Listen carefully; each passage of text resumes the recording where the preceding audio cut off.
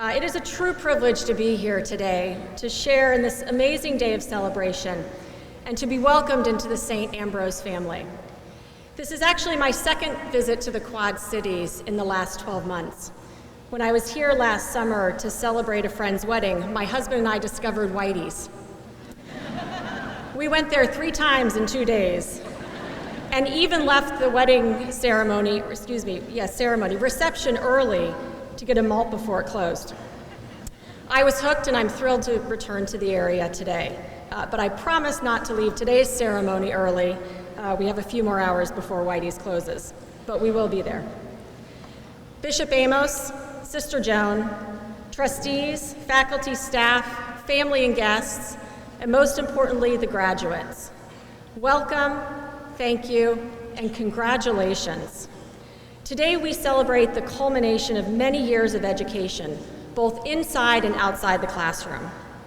It has been a journey down a path that leads you to this moment. Whether you are in your early 20s, your early 50s, or your late 30s, as was the namesake of this university, St. Ambrose, who began his theological studies at age 35, only after he was elected Bishop of Milan. I have actually been both a student in my early 20s as an undergraduate and in my late 30s when I returned to school to pursue a master's degree in teaching. Education at any age will present unique challenges and opportunities, just as your journey completed here today is unique to you. I have also been the supportive spouse when my husband decided at age 40 to return to school. This role can also be a challenging one. So whether you are here as a student, a supportive friend, or family member, great job. You should feel proud of the accomplishments that we celebrate today. So now what? You've done the work. In a few minutes, you'll have your diploma.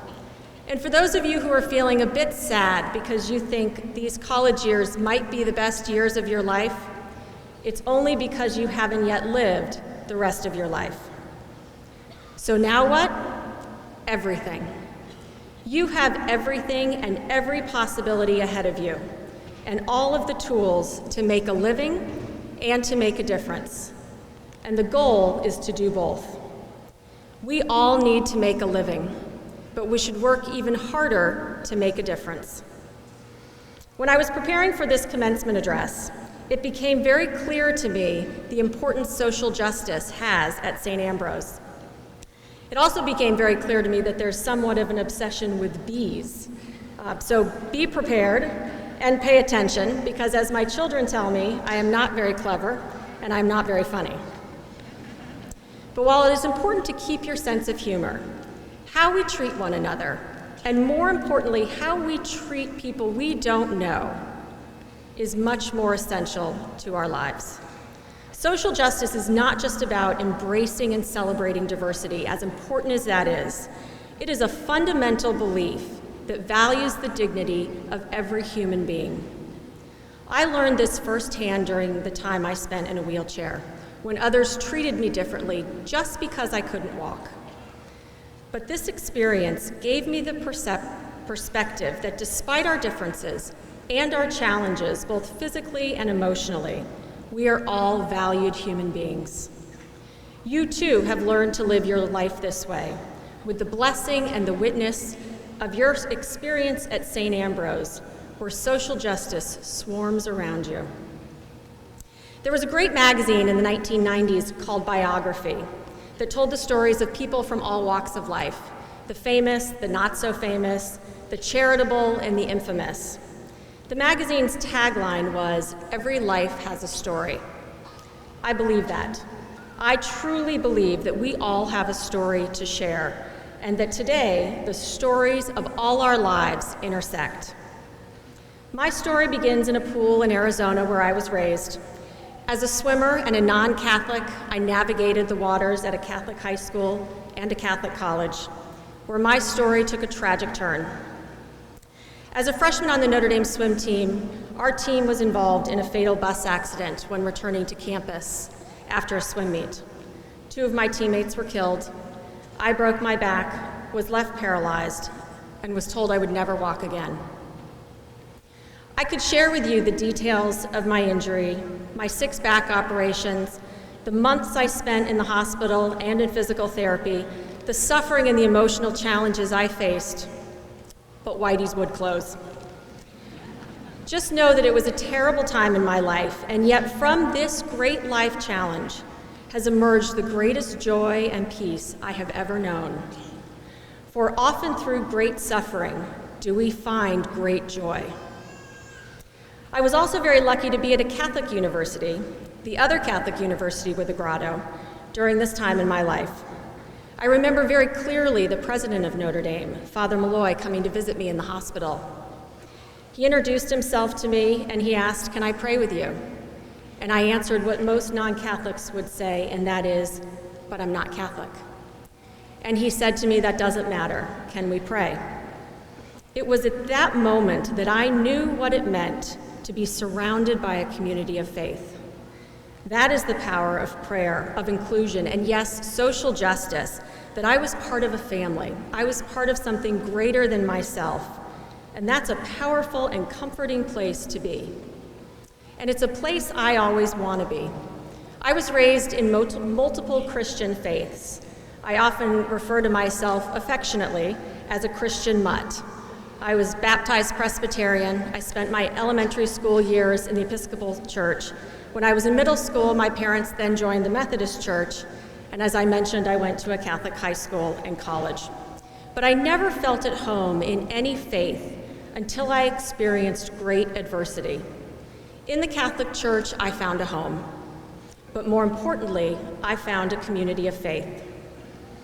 A few years ago, I met a woman who had just moved to our town. I was standing in line at Starbucks with my mom, who was ordering a 17-word long drink, and I turned to the woman behind us, who I didn't know, to apologize with my eyes. She noticed my Notre Dame swimming t-shirt, and she asked, "Did you go to Notre Dame?" I said, "I did." She asked me if I swam at Notre Dame, and I said yes. And then she looked at me and asked if I was in the bus accident, and I again said yes. And then she asked me, "Whatever happened to that girl who was paralyzed?" And I said, "That was me."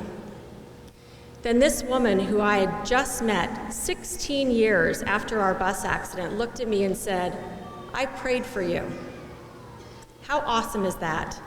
How awesome that not only did she get to see the outcome of her prayers 16 years later, but I got to thank someone who had prayed for me. That is the power of prayer, and that is the power of our faith.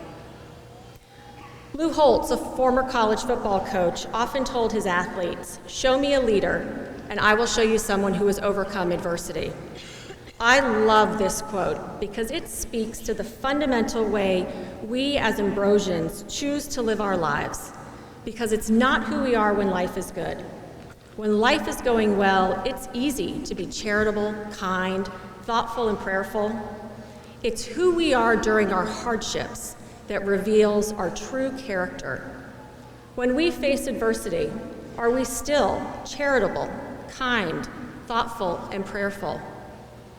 One of the greatest lessons I have learned is that the most meaningful experiences of my life stem from the most challenging.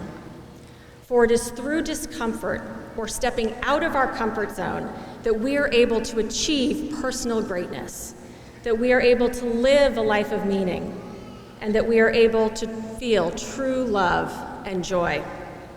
Sharing the raw emotions of my story through a book or a movie script and embarking on a speaking career was terrifying to me. But the reward of knowing that I might make a difference in someone's life was far more important to me than the fear or the discomfort I would feel. You have already experienced challenges in your lives, and you will continue to face them as you embark on a career or further education or raising a family. Some challenges will be greater than others, some will last longer, and some might sting a bit more. But do not shy away from them. Do not be afraid of hardship. Embrace it and know that when you step out of your comfort zone, you will have the opportunity to grow and achieve in ways that you would not had you stayed on life's easy path. So now what? That's for you to decide. The story of your life has much left to be written, and you have the power, the faith, and the education to tell an amazing story. Life is good, and just by being here today, we are blessed. And always remember the power and the love of our St. Ambrose community of faith. Congratulations, God bless, go Bees, and Godspeed. Thank you very much.